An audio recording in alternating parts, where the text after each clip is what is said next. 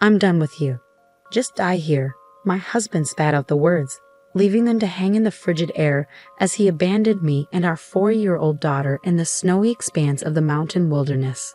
I had no clue where we were, the biting winds mercilessly gnawing at our bodies, causing us to shiver uncontrollably. "We just have to follow Grandma," my daughter suddenly exclaimed, pointing in a direction where there was no one to be seen.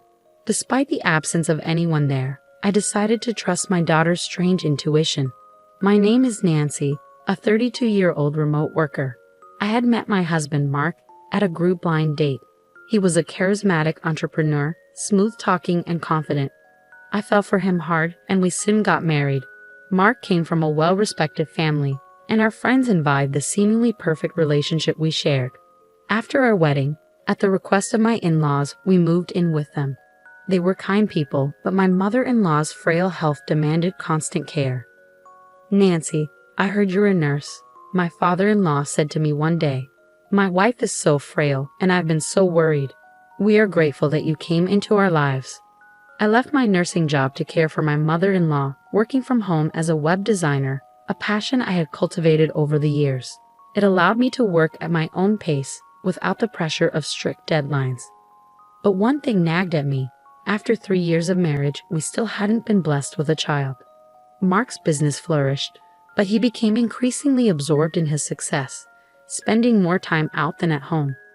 "Listen, Mark, your mom isn't doing well. You should spend some time with her," I would plead, but to no avail. I longed to show our child to my bedridden mother-in-law, who didn't have much time left, and a guilt gnawed at me. "I'm sorry we couldn't give you a grandchild yet," I lamented one day. "Don't say that. I'm satisfied to have a daughter like you, Nancy," my mother-in-law replied kindly. She had become like a real mother to me since I had lost mine at a young age. On good days, I would take her for walks in her wheelchair or prepare nutritious meals that she could enjoy. I tried my best to make her remaining days comfortable. One day, she called me to her bedside. "I'm glad you're going to have a lovely daughter soon. She'll be born around the time jasmine will bloom, so name her Jasmine." I hesitated, unsure of how to respond. I couldn't help but feel puzzled by my mother-in-law's cryptic words. Her health had been deteriorating, and I wondered if her illness was causing her to hallucinate. Not long after, she passed away, leaving me utterly devastated. I had been by her side every day since we got married 3 years ago. Shortly after her funeral, I discovered I was pregnant. The due date was set for July, the very season for jasmine flowers, just as my mother-in-law had mentioned. I was stunned, but more than anything, I was overwhelmed with joy. I couldn't wait to share the news with Mark. "Mark, listen. I'm pregnant," I announced eagerly when he finally came home. His response caught me off guard. "Wait, really? I'm not good with kids. I don't think I want any right now," he said dismissively. His words stung, leaving me speechless. I could smell alcohol on his breath, and his clothes reeked of perfume. I had a sinking feeling I knew where he was spending his time. To him, I was nothing more than a convenient housemaid caring for his parents, but I couldn't give up on the precious life growing inside me. Despite Mark's indifference, I managed to gather the necessary resources for our baby. I dipped into the savings I had accrued when I was single and used my earnings from work. Just as my mother-in-law had predicted, our daughter was born during the blooming season of jasmine flowers. We named her Jasmine. She was a beautiful child with radiant skin, bearing a striking resemblance to my late mother-in-law. As Jasmine grew, she displayed unique traits. She would laugh and wave her hands as if in conversation with unseen companions. By the age of 2, she began speaking broken words, often directing them towards the family shrine. "Grandma, do you like Jasmine?" "Jasmine loves Grandma too," she would say, her innocent voice filled with affection. Even when I asked Jasmine who she was talking to, she would simply smile, leaving me both puzzled and awestruck by her mysterious interactions. When Jasmine turned 3, I often caught her engaged in deep conversations with someone in the corner of our loft.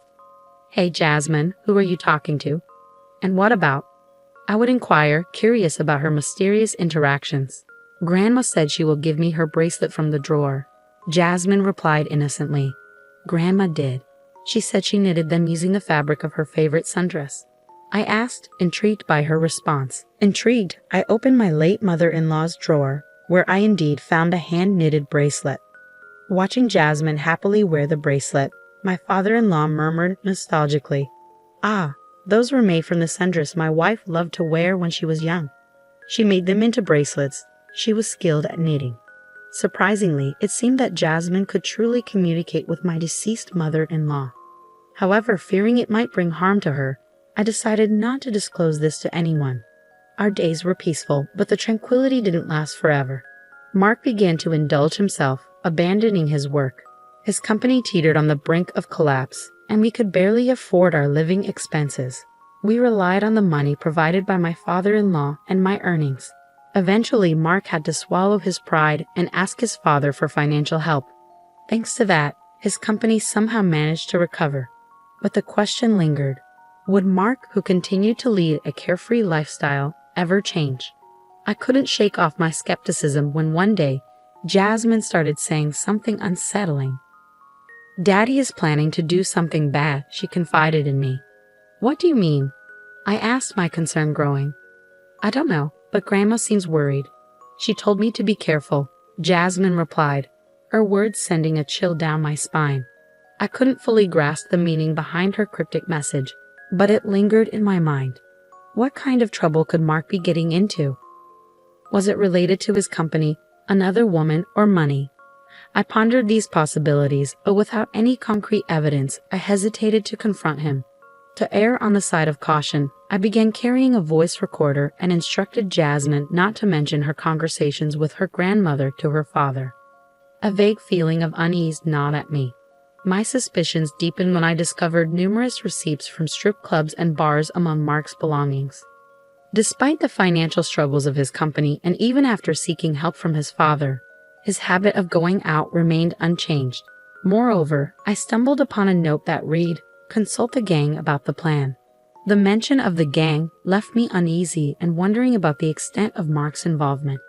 If what Jasmine said was true, and my mother-in-law had indeed been warning us, it could signify impending danger for me and Jasmine. The thought sent shivers down my spine, and for several weeks I remained on high alert. Yet nothing further transpired, and gradually my sense of caution receded as I resumed my daily routine. Then one day my husband, unusually upbeat, approached me. "Thanks to Dad's assistance, my business is thriving and we're making greater profits. How about we go on a family vacation for the first time in a long while?" His suggestion filled me with conflicting emotions. Despite his seemingly sincere offer, doubts about my husband still lingered in my heart. I couldn't ignore the flicker of hope that surged within me as I glimpsed my husband's gentle demeanor, reminiscent of old times. If my husband has genuinely changed his mind, this could be an opportunity to mend our relationship, I thought, entertaining the possibility. With that hopeful notion in mind, I agreed to the family trip. As I busied myself with preparations, the worry stemming from my daughter's unsettling words gradually faded, replaced by excitement for the long-awaited journey.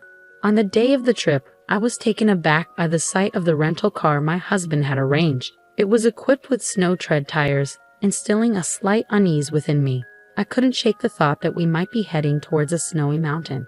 Yet, fearing that voicing my concerns might spoil the trip and dampen my husband's mood, I silently took my place in the back seat alongside our daughter. In hindsight, I realized I should have been more cautious. As we drove deeper into the mountains, supposedly towards the hot spring, my anxiety heightened. Then increasing snowfall and a deviation from the interstate onto an unfamiliar side road only fueled my apprehension. "Dear, this road seems unusual. Are you certain we're on the right route?" I questioned, my voice tinged with worry. My husband's silence only deepened my unease as he continued to drive, his expression grim and fixed ahead. Clutching my daughter tightly, I bit my lip, suppressing the rising sense of alarm. Then, abruptly, my husband brought the car to a halt on a desolate path devoid of any road markings. "You two are of no use to me anymore. Sleep quietly here," he declared, his tone chillingly detached as he dragged us out of the car. "Oh, I almost forgot. I'll be taking your phone with me," he added casually before swiftly snatching the device from my hand. "Wait, dear." I called out in vain, my heart pounding with fear and confusion. I screamed, but my husband ignored me. With a smirk, he started the car and drove away, leaving us behind in the falling snow. Lost in the thick forest, we were stranded with no idea of our whereabouts. Though my husband had confiscated my phone, I had secretly stashed a spare one in my backpack. Yet there was no signal, rendering it useless for calling for help.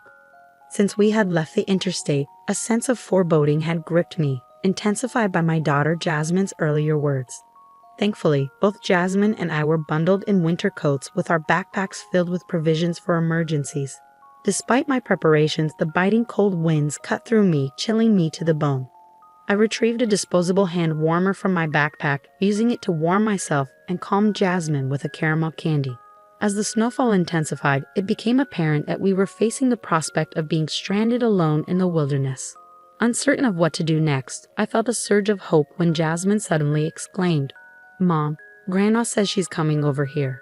Though I saw no one, Jasmine seemed convinced of her grandmother's presence. Trusting in her mysterious connection, I decided to follow her lead. With each step, I held onto Jasmine's hand tightly, navigating through the deepening snow, clinging to the belief that somehow we would find a way out. In that moment, I realized that perhaps it was the hope born from Jasmine's unique intuition that kept me going, even in the face of uncertainty. "I see a light. Grandma is telling us to go towards it," Jasmine exclaimed, pointing in the direction of the glowing beacon. Indeed, I could discern the faint illumination ahead, and a rush of relief flooded over me. "We're saved," I thought, feeling on the verge of tears. "Thank you, mother-in-law," I quietly whispered my gratitude to the guiding presence of my late mother-in-law. Finally reaching a hotel nestled at the foot of the mountains, we sought refuge to warm up. With extra cash stashed in my backpack, I knew we could afford to stay for a while. As we settled in, my thoughts turned to plotting my revenge against my husband. "Don't think I'll forgive you for this. I'm going to thoroughly investigate why you wanted us dead, so be prepared," I vowed silently, determined to uncover the truth behind his treachery.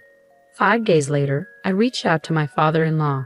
He was taken aback by my unexpected call, but his joy was palpable upon learning that Jasmine and I were safe. Hastening to our side, he arrived at the hotel to collect us. According to my father-in-law, my husband had been spreading a false narrative, claiming that Jasmine and I had tragically perished after falling into a snowing valley. I was utterly flabbergasted. To add to the shock, my husband had apparently told everyone that a search had been conducted but yielded no results. "It doesn't look like we'll be able to find them until spring," he had claimed, proceeding to arrange for our funeral preparations despite my father-in-law's pleas to wait. Adding to the bewildering turn of events, my father-in-law discreetly handed me something that unraveled a startling truth. Upon confronting my husband, I discovered that elaborate arrangements were underway for our funeral. Large portraits of Jasmine and me adorned the room, casting a surreal atmosphere over the scene. Then, as if defying the laws of reality, Jasmine and I appeared before everyone's eyes. The relatives assisting with the preparations were rendered speechless, some even stumbling to their knees in disbelief. How are you alive?" my husband stammered, his voice tinged with disbelief. "Unfortunately for you, we're alive and well," I retorted, my tone laced with bitterness. His feeble attempt to feign ignorance only fueled my resolve. "You thought we would die as you planned, didn't you? After you left Jasmine and me stranded in the snowy mountains," I accused, my words ringing with accusation. The murmurs among the onlookers grew louder, fueled by the revelation that my husband had deceived them all. As tension mounted, I played back an audio recording from the hidden voice recorder, laying bare the truth for all to hear. Mark's chilling words reverberated through the room. "I don't need you guys anymore. Just die here," he declared, causing a stir among the assembled guests. "He's lying. I never said that. She's making up lies." Mark attempted to silence me, but his trembling lips betrayed his facade of confidence. Determined to expose his deceit, I played a damning video from my phone. In the recording, Mark callously confessed, "As planned, I abandoned them in the snow-capped mountains with the life insurance money from my wife and daughter. My company can recover, and I can enjoy a luxurious lifestyle. Of course, I'll also repay the loan I took from your group with some extra, so please wait a little." Caught off guard, Mark hastily tried to halt the recording, but it was too late. The room erupted into whispers, with cold, scornful glances directed at him. "How did this get out? Who was it?" Mark demanded, his desperation palpable. I asked your father to copy the footage from the dash cam in the rental car you used, I revealed, watching as Mark's facade crumbled. Mark, you abandoned your own son. Why would you side with a complete stranger? He challenged my father-in-law. But to everyone's surprise, my father-in-law's anger was directed squarely at Mark. It's no surprise that he would abandon you. After all, you secretly took out a large life insurance policy not only on Jasmine and me, but also on your own father, he accused, thrusting a policy found in Mark's drawer towards him. Mark stood speechless, cornered by accusations and damning evidence. With no escape, he made a startling admission. Look, everyone ended up alive, so it's all good, right? I was forced into doing this by loan sharks, he confessed, his desperation evident. I had it tough too, so forgive me, Mark pleaded. But his words fell on deaf ears. Don't make me laugh. There's no way I can forgive you. I'll be reporting this to the police, I declared firmly, my resolve unwavering. We're a family. You can let this slide, right? Please, Mark implored, desperation evident in his voice as he sank to his knees before us. My father-in-law and I exchanged incredulous glances. There is absolutely no way. I'm utterly disgusted with you. You can go to hell, I spat, my contempt palpable. Mark's shock was evident as he realized his apology wouldn't suffice. But it was too late. A relative who had overheard our exchange had already alerted the authorities, and soon the police arrived to take Mark away. With overwhelming evidence against him, Mark was convicted of a serious crime for attempting to take the lives of his own family. His company went bankrupt, and his life was set on a path of misery even if he were to be released from jail. Our marriage ended in divorce, and I won full custody of our daughter Jasmine. At my father-in-law's earnest request, Jasmine and I formed a special adoption bond with him, receiving his inheritance as a gift while he was still alive. Now we live happily with my kind father-in-law, cherishing every moment as we watch Jasmine grow. Though he often encourages me to find love again, for now, I am content with the life we have. The other day, Jasmine whispered in my ear, Grandma says she's glad, but we can't meet her anymore, so she's saying goodbye. It tugged at my heartstrings, but if it meant that my mother-in-law had nothing left to protect us from, then perhaps it was for the best. Dear mother-in-law, I will protect Jasmine with everything I have, I vowed, placing my hands together in front of her grave, a promise made with unwavering determination.